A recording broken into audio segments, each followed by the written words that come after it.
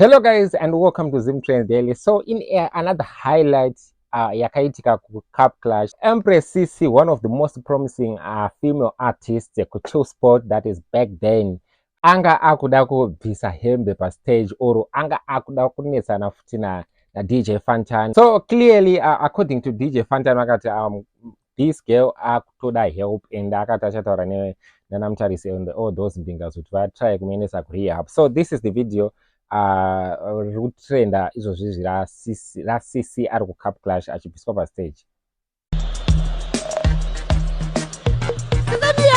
For me, mother's belly. Oh, my fans. Ndozviziva kuti ndozvamakaronga. Mire munzwe ndisanabva panapa ka mire ndikudzei. Ngatimomberere maoko musikana wedu. Cici, check yourself before you wreck yourself. Enanobvisira hembe pass up. Security, bata mwana oyo. Enanobvisira hembe pass up. Check yourself before you wreck yourself.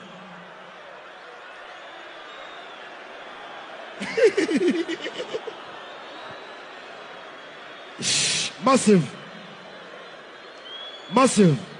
Bichataura na mdara chippers.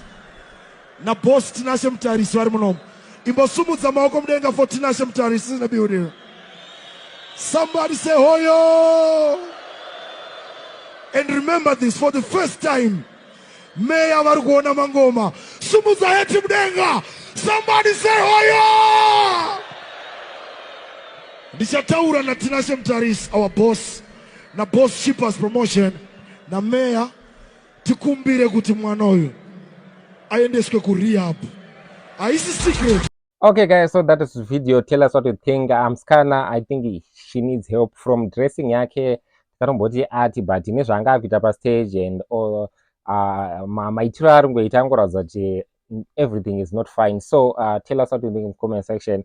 And I've seen this I don't know, a lot of people were saying pane zvaida kutaura like pama comments. I don't know kuti ivo pane zvavari kuziva here, but according to this video munhu ari kungoratidza kuti pane zvaari kutora maybe zvinodhaka like what DJ Fantan said.